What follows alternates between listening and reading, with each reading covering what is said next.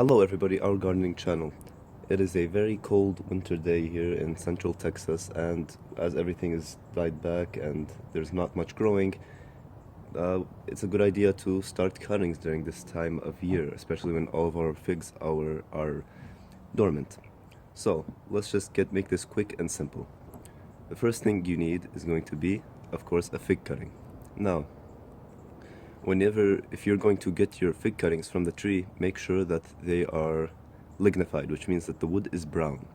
You also want to make sure you don't get anything that is smaller than this. Anything that has less than 3 nodes or 3 of these kind of bumps here, you don't want to get that because that doesn't have enough energy and there's a high chance of failure in those. As you can see here, I was fortunate enough in that there was a neighbor who had a lot of figs to cut off and prune, and I was able to get many cuttings of different sizes, including this one. And this one will do a video on its own, but generally you can do any size. But remember, the bigger they are, the longer they will take, but they do have more energy. Now, the second thing you're going to need is going to be a plastic cup or something to grow. You can use Ziploc boxes too, but I recommend plastic cups. And this plastic cup, as you can see, it is clear because that will allow us to see the root development. Now, when you use these, there's a few precautions, especially when they are clear. Make sure not to put them in too much light because it might start fungi growth before the roots even develop. So you want to make sure they're in a generally dark place with no direct sunlight. Another thing is make sure you put drainage holes. The number one reason why fig cuttings fail is because of root rot or rotting of the stem due to poor drainage and overwatering. Now, the third thing you need is going to be some rooting hormone. Now, this is actually optional, you don't really need this, but it does give a better chance of success in many cases, especially if you have a very rare cutting or if you want to make sure that you have the best success as possible. You can get this from any big box store for $10 maybe. Now, when it comes to your soil, you can generally use any kind of mix. They're not really picky when it comes to this kind of things. You can use any kind of old compost, you could use used potting mix, you could use peat moss or any kind of neutral thing. The only thing that you should be careful of is that make sure there is not a lot of bugs or insects, and make sure there's not a lot of fungi or mold or anything growing there, because that will harm your plant in the long run and in the process of rooting. So just make sure it's nothing too dirty. But in general, you can use anything. Now, when you put the potting mix inside of your cups or growing medium, make sure that it is not too wet or moist, because we're going to be watering these in, remember. So make sure it's like between dry and moist. Okay, so now let me show you this step, which is again optional when it comes to the rooting hormone. Let me just show you real quickly how to apply it.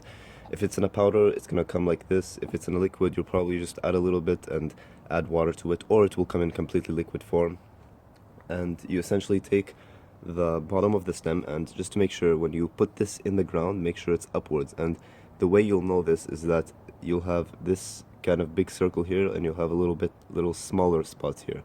That's upward growth. So just identify it. Again, this circle here, this kind of woody thing here, and above it is going to be a node.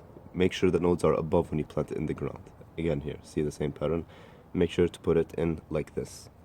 Now we're going to get our rooting hormone. We're going to dip it, swing it around a little bit, and shake it off. Now that should be more than enough and sufficient enough to put it in. Now, when we put it in our cup, we're going to make sure we already have a hole in our cup.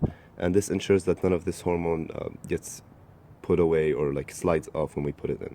So we're going to carefully just put it in there, push it a little bit down, and close it off around. We want to leave around 2 nodes, preferably. You can make sure it's straight in. And then now we'll move on to the next. Okay, so now we have our 2 cuttings. So the next step is going to be watering them. And when you water them, you want to make sure that you give them a good drench, but make sure not to overwater them. You want the water to accumulate on the top.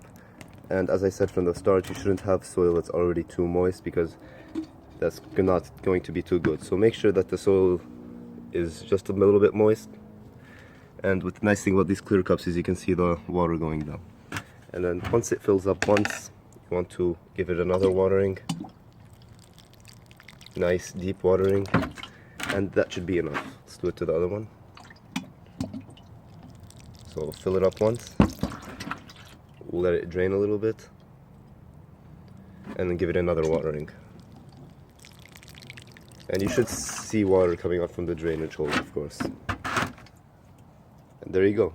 Here's our cutting, finally done and ready to go.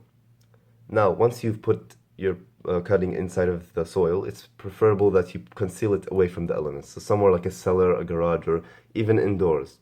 I choose to bring mine indoors because it will root quicker, especially now in the winter that it's cold outside. So it's the advantage, of course, that you should use inside of your house. Now, a few things to take away. You should make sure that the moisture in here is not too dry, but at the same time not too wet. You should watch out for any kind of rot, any kind of insects or fungal stuff that's growing in here, mold, that kind of stuff. Be very careful. And if you do notice anything like mold or any of that kind of stuff, especially on the top or when it begins to leaf out, you can use hydrogen peroxide, and you can also use hydrogen peroxide on the actual cuttings before you use them if you feel that they might have been exposed to too many wet conditions. Now, generally, depending on their weather conditions, these will take around 3 weeks to 4 weeks to actually begin rooting. But again, every cutting is different. Some of them, even in ideal conditions, can take up to 2 months. Now, here's my other cutting of the same variety after around 50 days or so.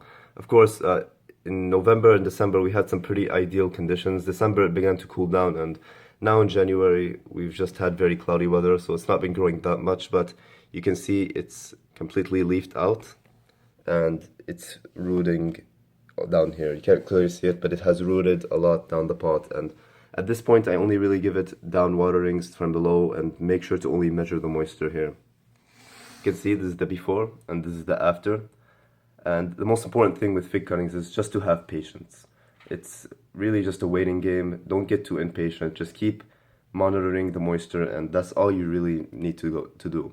Of course, once they start leafing out, once you know that there's roots down there through the see-through cup, make sure that after a couple of weeks, when they really start leafing out, to put them in a bigger pot like I've done here, and to put them on a windowsill like I have, where you can get a lot of sun. That's all you really need to know for propagating figs, and if you have any questions, please be sure to put them down in the comments below, and I hope this was a very useful video. Have a great day.